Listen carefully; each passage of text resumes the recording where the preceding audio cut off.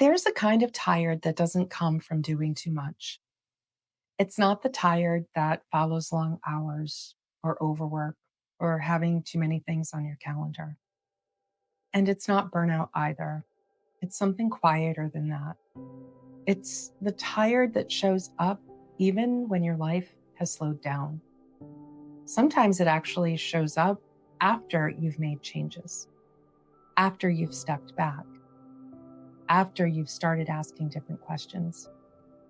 You might notice it around the same time you let yourself wonder, is this actually what I want? If you found yourself feeling more exhausted since you started questioning things, not pushing harder, not adding more, just questioning, you're not imagining it. This is one of those experiences people tend to return to more than once across their lives. So if it resonates now, it may be something you recognize again later. What you're experiencing isn't a failure of energy. It's often a sign of becoming. Most of us grow up with a very specific idea about why we get tired. We're taught that exhaustion is the result of effort, of strain, of carrying too much responsibility for far too long. And sometimes that's true. But there's another kind of fatigue that comes from change rather than overload, specifically from internal change, from identity shifting before the rest of life has fully caught up. When you move into a transition, something inside you starts reorganizing. It's not just your circumstances, but how you understand yourself, how you decide, and what you feel available for. That kind of reorganization takes energy, even if it doesn't look like anything from the outside. One way to understand this is to think of becoming as a kind of gestation, not in the literal sense, but in the way gestation works everywhere. It's a period where something is forming before it can be seen, where energy naturally turns inward, where growth is happening quietly without clear markers or milestones. We don't usually expect peak output during that kind of phase.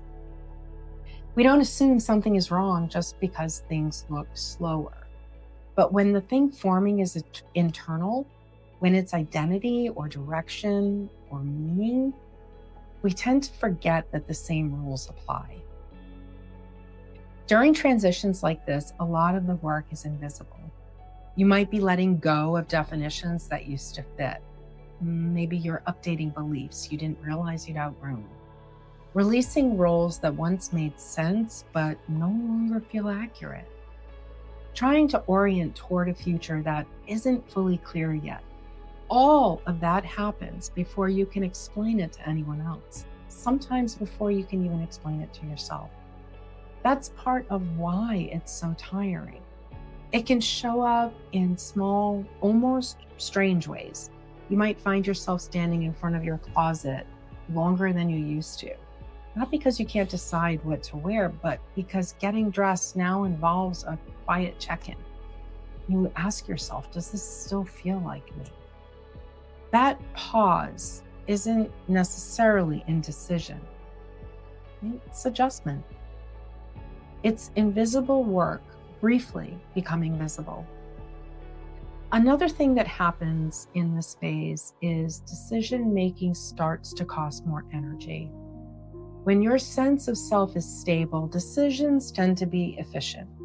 They're guided by identity. But when that identity is in motion, even small choices can feel much heavier. You hesitate more. You need to check in more often. You ask yourself questions you never had to ask before. Is this still right for me? That ongoing consultation adds up.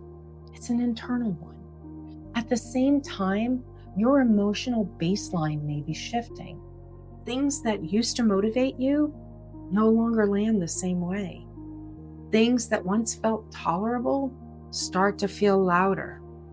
Your nervous system may be quietly updating what it's available for. That kind of recalibration, it's not dramatic, but it is demanding. It's like an internal saying, hold on, let me reorganize first. Kind of like defragging your computer. So if you're in a season like this, it may help to stop asking what's wrong with you. And instead, I want to invite you to ask a different question.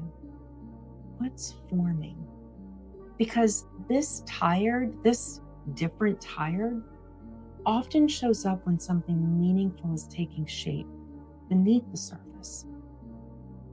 You're not behind, you're not wasting time, you're not losing momentum. You may be in the middle of becoming someone your system hasn't finished introducing yet. If this sounds familiar, click the like button. And if you want to stay with these kinds of conversations, I invite you to subscribe.